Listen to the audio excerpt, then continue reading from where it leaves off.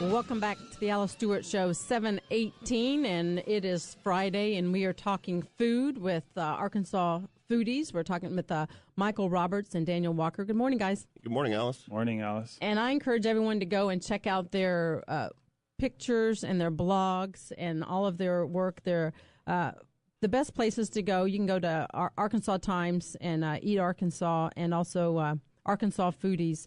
And the great thing is you can get restaurant reviews. You can see them cook things. Michael, you're really good about cooking really phenomenal food with unique ingredients and putting the pictures on there, and it's really great. But you've been out and about town lately, going to a lot of restaurants. One of my favorite pictures lately is you eating what I thought was a cheeseburger, but it's actually a bacon heavenly cheesy. Well, they call it a BLT. It's at Cheers at the Heights, which is right off Kavanaugh on North Van Buren, and It looks like a hamburger, but that's just because there's that much bacon, it's lettuce, it's tomato, it's a little bit of mayonnaise on this huge brioche roll, and it is heavenly. So if you're going to Cheers, BLT might be on your list of things to get. It looks phenomenal, and it's anything with bacon and cheese on it. It's a lot of bacon, and the bacon is cooked really well. It's thick, it's crisp, It was a good sandwich. I had fun, as the picture attests.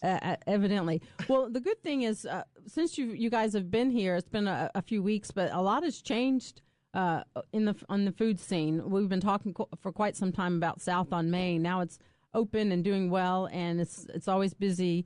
And Daniel, your thoughts on that? What's your draw to South on Main? Well, I do feel like, kind of as food writers, we're always constantly kind of cheerleaders for the Little Rock food scene. And I've been here now for, I think, a year and a half.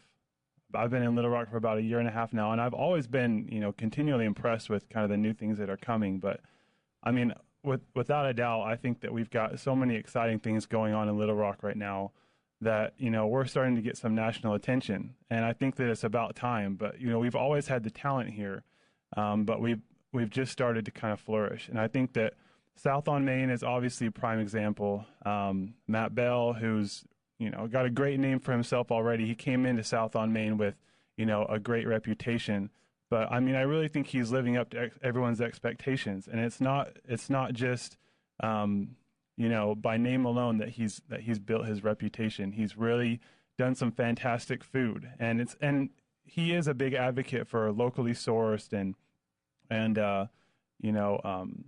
all house-made ingredients and getting all of his support from local farmers and that kind of thing. But he really is more than that. I mean, beyond that, he really has some brilliant ideas, and I think he's really done a great job in kind of transforming the way that we see food here in Little Rock. I know Michael's had great experiences there too. One of my favorite things I love about Matt is that not only is he supporting, and his wife Amy is amazing as too. He doesn't just support his own business. There's kind of a group of chefs that started off or worked at one time at the Capitol Hotel that have kind of spread out and have stayed in the area and started their own restaurants. Alexis Jones at Natchez Restaurant, which is a very great restaurant, also using local ingredients. She's very talented. She worked with Matt. Travis McConnell, who I'd like to mention, is running a Kickstarter to open his own butchery, Butcher in Public. Today is the last day. If you want to search Butcher in Public on Kickstarter, please give him some money because I want to eat at his restaurant. He's an amazing guy. He's doing homemade charcuterie, homemade sausages, and wants to do full animal butchery, like an old-style butcher that your grandparents would have gone to and known their butcher, and he says what's good that day. Little Rock could use that, and he's trying to do that. And that's to be opened at the... he's trying to get it open downtown sometime early next year. He's got other sources of funding, but he's also using a Kickstarter to get some kitchen equipment. But all these kind of chefs that work together and have worked together at different restaurants, they all cheerlead for each other.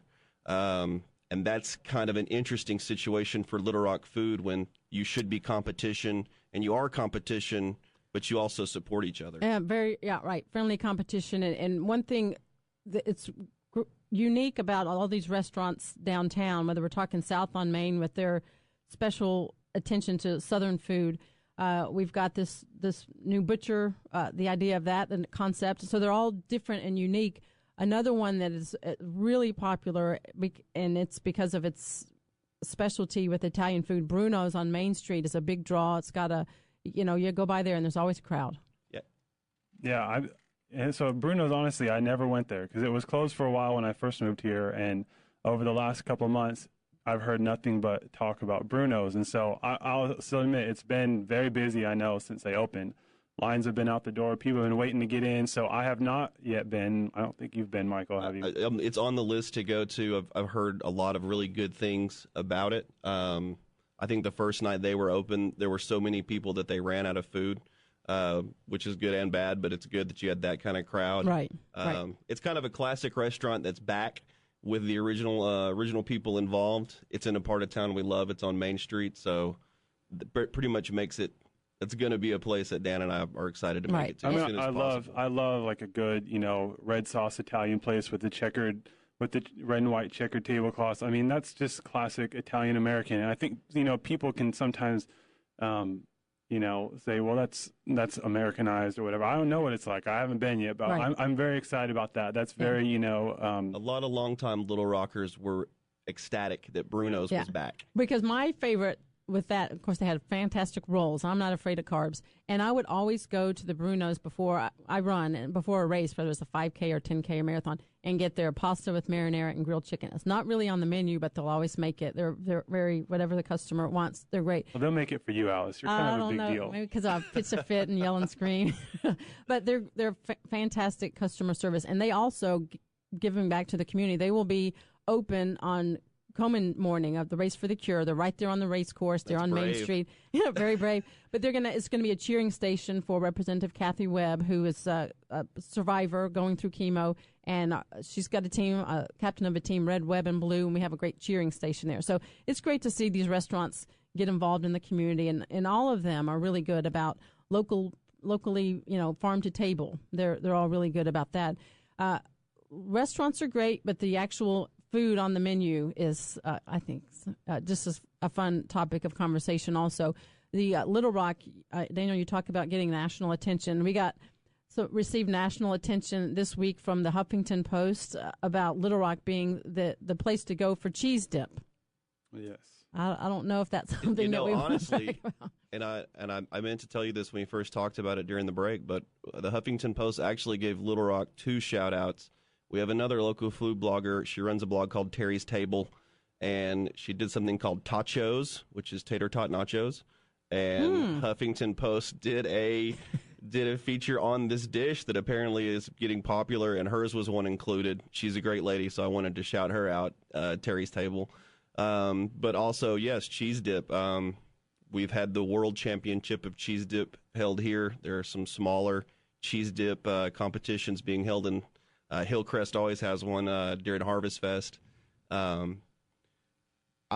don't know if it's just you might want to be known for something a little, say, classier than cheese dip, but it's delicious, and apparently Mexico Chiquito invented modern cheese dip, and that's a Little Rock staple. So. And that's good. And Stoby's out in Conway has great really cheese good dip. white cheese dip. The 2 that they featured were Dizzy's, which I had their cheese dip, and it is phenomenal. And Big Orange, which is also good cheese dip, but Dizzy's really is good stuff. Yeah, it is good. I like cheese dip with a little cheese on it.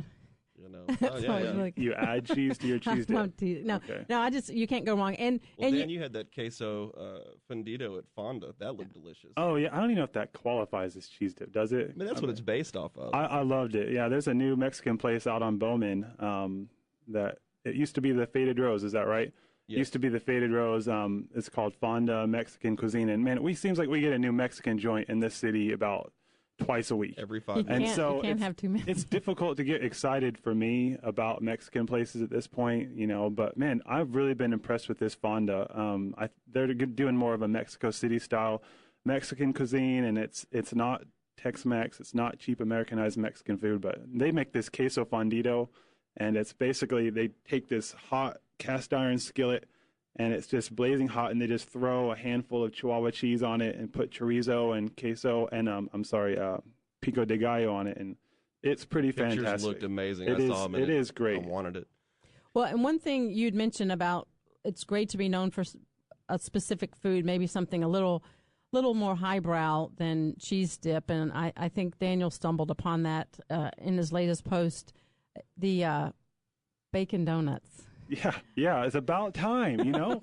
Didn't we talk about that the first time I was here? Yes. I said we need it. I think that was the first thing I said. I came on your show and I said, we need a maple bacon donut. I will not rest until Al Stewart puts a maple bacon donut in my mouth. Ta-da. And well, it's close by. It's down the street. Next time you come, it will be here.